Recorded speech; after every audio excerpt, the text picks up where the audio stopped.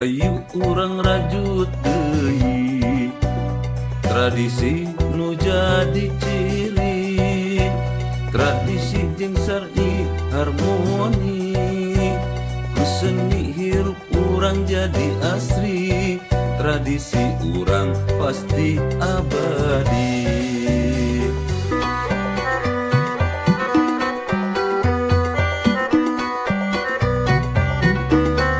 Di wewengkon Rancakalong ngagema sora tarawansa, pernah kencindek narasa nyangking hikmah tinu maha kawasa, ngalesu kalbu ngolah jiwa dina harmoni cinta,